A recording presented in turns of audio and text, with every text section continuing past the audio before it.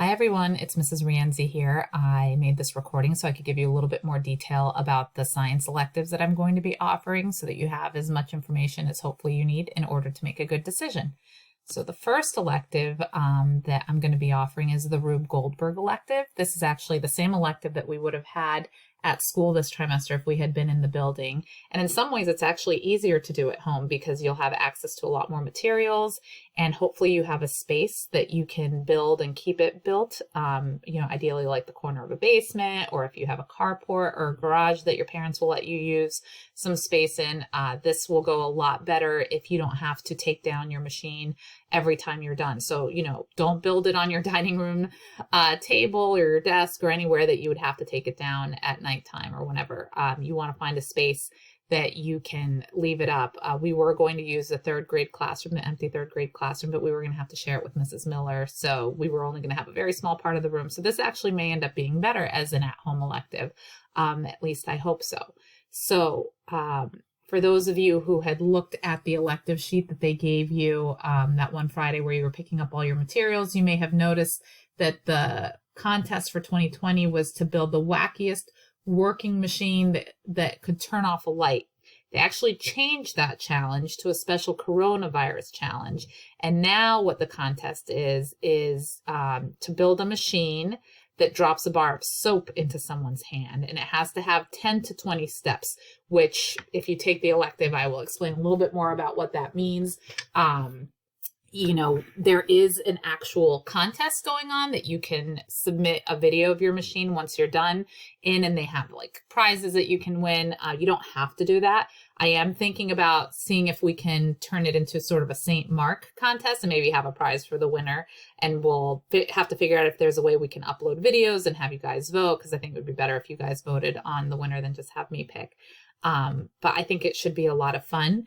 The way this class will work is that every Friday I will post on the teacher website sort of information on how to build a Rube Goldberg machine. So there will be videos. I'll show you videos that feature past challenge winners to see the kinds of things they did. I'll teach you about the 6 main types of simple machines that they use in Rube Goldberg machines, and hopefully that information will help you as you build your own machine. There's actually a whole world of Rube Goldberg resources. So what I'm going to do is I'm going to pick and choose the ones that I think will be most helpful and present those to you on Fridays. And then there will be some weeks in which I'll have you take a video and send it to me so I can put it all up and people can see, because I think it'll be fun to see what everybody's doing.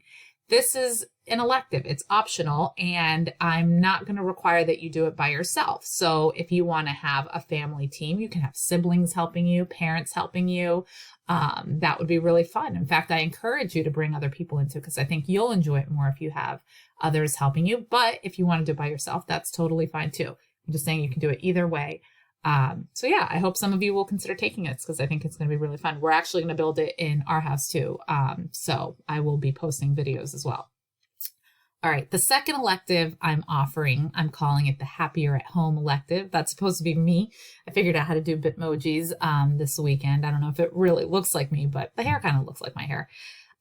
So some of you know, in my last job, I researched the happiness study. So positive psychology, some people called it well-being or flourishing or thriving. But basically, I looked at all of the studies on what makes people lead happier, more meaningful lives. And then my job was to create resources and tools that help people apply these ideas on a very practical level in their lives.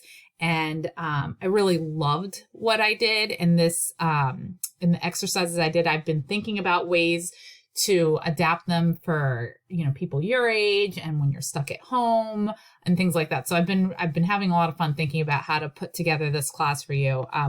One thing you should know is that you can learn to be happier. One thing that scientists have sort of realized over the last couple decades is that there isn't like a set happiness point. Like some people think that, or used to think that, you were the level of happiness you are, and, you might some days feel a little bit better, but you're always going to sort of travel back down to that set point. And what scientists have realized that you actually have a range, right? And the goal is to try to be at the top of your range of well-being. And so that's what, this class is the aim is to make you be at sort of the top of your happiness range, even though we're stuck at home and you're not able to see your friends every day and the days can be frustrating. We're going to make the best of this situation and try to be at the top of our range within the situation. So how will this class work? There are a lot of science-backed exercises that have really helped people improve their happiness or improve their well-being. So I'm going to pick the ones that I think you'll enjoy the most and that can be done within your home. And we're going to do things like it's called a virtual gratitude visit, which you'll learn a little bit more about. We're going to design our realistic perfect days. So we are not going to design our perfect days, because probably in your perfect day, you'd be out and about and visiting friends, but we're going to design our perfect days within our homes and see if we can make those happen. I'm looking into a virtual dance party. And we're going to do something it's called setting big, hairy, audacious goals. It actually has a nickname. People call it a BHAG. And that's a really fun thing to do. My family, we tend to do it every year around New Year's. So anyway, I think this class will be a lot of fun. Every Friday, I'll post a new exercise. And hopefully by the end of this, you'll think, oh, I wish we weren't quarantined, but I really made the best of it and I really enjoyed myself. And that's my goal for this class. All right. So who's in? I would love to see people in both of these electives, but you should choose to be in one if it sounds like it would make your days better. You don't have to do them. As I said, they're optional. You could do one, you could do both. You could start in one or both and then just let me know if you decide you don't want to do it anymore. And the reason I want people to email me and tell me which elective they're going to be doing, because I'm going to create distribution lists to send information about like when to post videos or, if we're doing a virtual dance party where you're going to go for that kind of thing. So if you could email me or have your parent email me, and remember, if you email me, you have to copy your parents on that. Let me know which elective you're taking. If you're taking both, you can just email both. And that's it. I hope that one or both of these electives sounds like something you would want to do. I can't wait to see who joins. And I'm really excited about planning these electives because I think they're going to make me a whole lot happier too. I'm excited about both of them. All right. Thanks, everybody. Talk to you soon. Bye-bye.